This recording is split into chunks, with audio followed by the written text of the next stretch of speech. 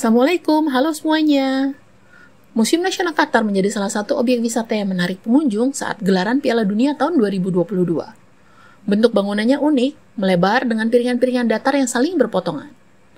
Bentuk bangunan ini ternyata diadaptasi dari susunan kristal mawar gurun yang dapat ditemukan di gurun pasir Qatar.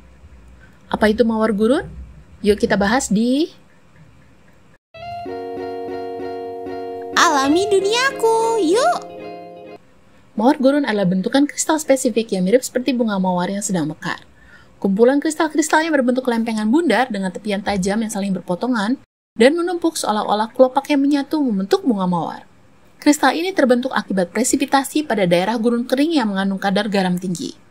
Pembentukan mawar gurun biasanya terbatas pada daerah khusus yang dikenal sebagai sabkha, atau padang garam yang ada di tengah padang pasir. Padang garam ini biasanya posisinya memiliki ketinggian yang sama atau sedikit di bawah permukaan laut. Air laut yang ada akan masuk ke bawah permukaan dan mengalami evaporasi akibat sinar matahari. Pada lokasi inilah akan terbentuk deposit mineral. Garam yang ada pada air laut terdiri dari berbagai macam mineral.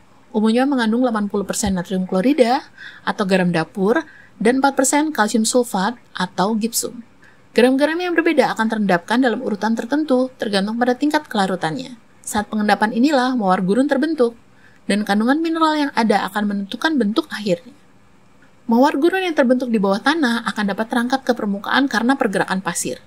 Di atas permukaan inilah mawar gurun akan mengalami erosi akibat angin yang menyebabkan perubahan-perubahan. Warnanya akan menjadi lebih terang akibat oksidasi, sehingga terlihat lebih putih dan ujung-ujungnya menjadi lebih rapuh. Jika didiamkan selama beberapa tahun di atas permukaan, maka erosi dari angin dan panasnya sinar matahari akan merubahnya kembali menjadi serbuk dan pasir. Kalsium sulfat atau gipsum adalah bahan utama terbentuknya kristal mawar gurun. Selain gipsum, bentukan ini juga dapat diperoleh dari mineral sulfat lainnya seperti barit dan selestit. Perbedaan bahan baku pembentuknya akan memberikan hasil akhir yang berbeda. Contohnya, gipsum menghasilkan mawar gurun yang lebih keras, sementara barit bentuknya terlihat lebih rapuh. Karena gipsum tidak berwarna, maka warna mawar gurun ditentukan oleh pasir yang terperangkap di dalamnya. Contohnya, spesimen yang berasal dari Qatar warnanya coklat gelap, sementara yang berasal dari Arab Saudi berwarna oranye, sedangkan yang berasal dari Tunisia lebih putih dan halus. Ukuran satuannya biasanya kecil, antara 13-25 mm. Namun ada juga yang berbentuk rangkaian bunga, dengan tinggi dapat mencapai 1 meter dan berat 400 kg. Bunga ini menjadi souvenir khas padang pasir bagi wisatawan.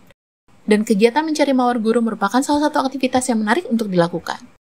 Meskipun dapat terus-menerus terbentuk dan menjadi sumber pendapatan bagi warga sekitar, namun kegiatan ekspor mawar gurun tetap dilarang untuk melindungi ekosistem yang ada. Bentukannya yang indah membuatnya menjadi pajangan yang unik di rumah.